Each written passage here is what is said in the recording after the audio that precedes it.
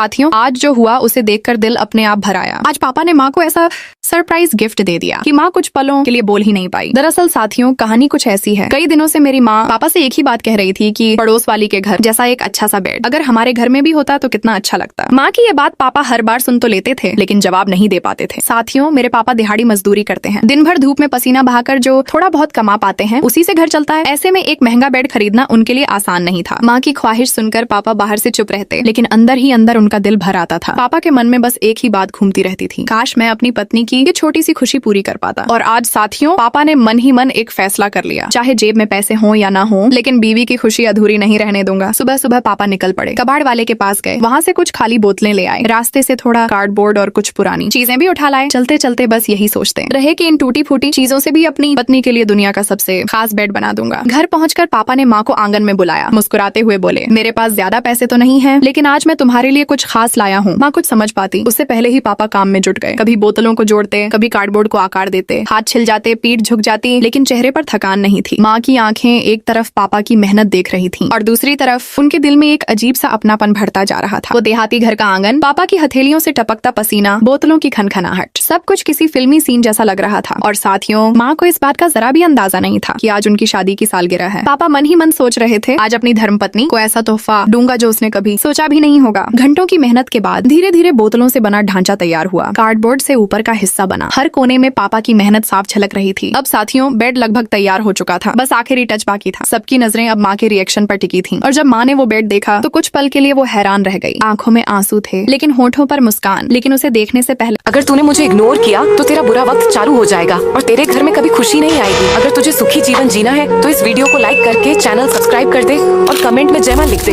फिर तेरे जीवन में चमत्कार होगा। साथियों, आखिर में पापा ने बोतलों और कबाड़ से ऐसा खूबसूरत बेड बना दिया जिसे देखकर मेरी माँ का दिल खुशियों से भर गया। वो बेड सिर्फ एक सामान नहीं था, वो पापा के प्यार और मेहनत की पहचान था।